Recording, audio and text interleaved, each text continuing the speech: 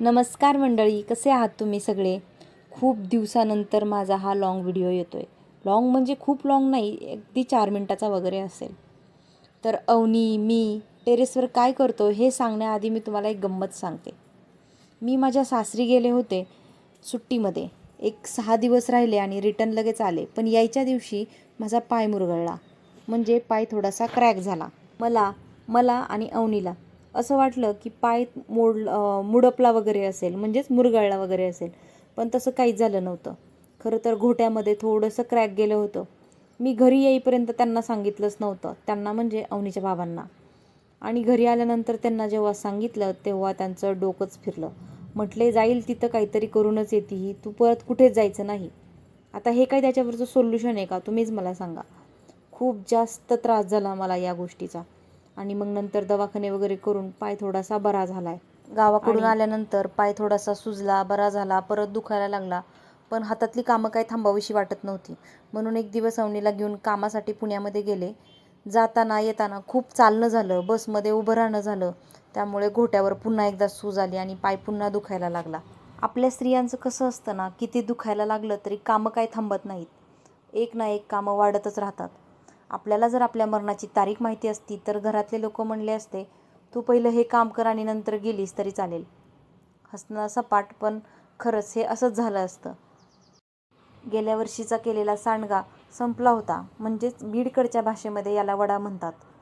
आणि ह्या वर्षी मला सांडगा घालायचाच होता. पण मध्येच पावसाचं वातावरण झालं, मध्येच पायाचा प्रकार झाला, गावाला गेले आणि त्यामुळे खूप कमी वेळ मिळाला. म्हणून आता हे सांडगे घालायला घेतलेत.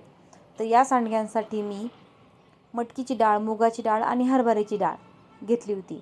हरभऱ्याची डाळ म्हणजे मटकीची डाळ थोडी जास्त असते आणि मुगाची डाळ त्याच्यापेक्षा थोडीशी कमी असते. अशा प्रमाणामध्ये मी सांडगे घातले होते आणि टेस्टला एकदम छान झाले होते. भाजी याची खूप छान होते. पावसाळ्यामध्ये खरं तर बायकांना प्रश्न पडतो, भाजीला काय करायचं, भाजीला काय करायचं, म्हणून मी हा प्रकार केला आहे. खरं तर सांडग्याची एक गोष्ट मला तुम्हाला सांगायची आहे. अवनी माझी 2 महिन्याची पोटामध्ये होती आणि मी घरी सांडग्याची भाजी केली होती आणि हे डबा घेऊन कामाला गेले. मी सगळी कामं उरकली आणि थोडंसं प्रेग्नेंट असल्यावर आपल्याला थकवा येतो, तसा मला थकवा आला होता. म्हणून मी दुपारची जरा अंग टाकलं होतं. म्हणजे नुकतंच काम संपलं होतं आणि अंग टाकलं होतं. आणि अचानक माझी मावशी घरी आली आणि तिने मला सांगितलं की संतोषचा ॲक्सिडेंट झाला आहे, म्हणजेच अवनीच्या बाबांचा. आणि मी आहे तशी कोलमडून पडले. मला कळतच नव्हतं की काय करावं. आणि तेव्हापासून मला सांडग्याची भाजी करायची म्हणलं की थोडी धास्ती भरते. हा, मला माहिती आहे तसं काही नसेल आणि नसतं देखील.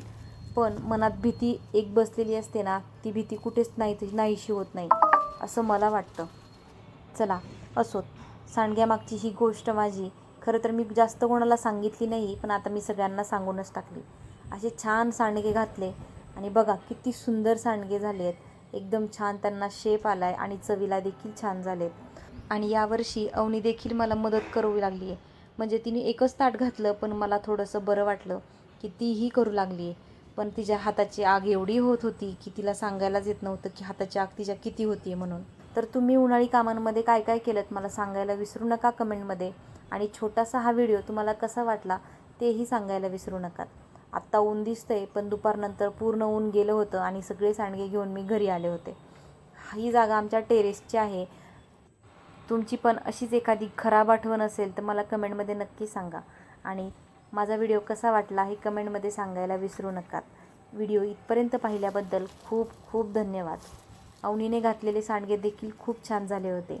तुमची मुलं करतात का तुम्हाला अशी मदत? कमेंटमध्ये नक्की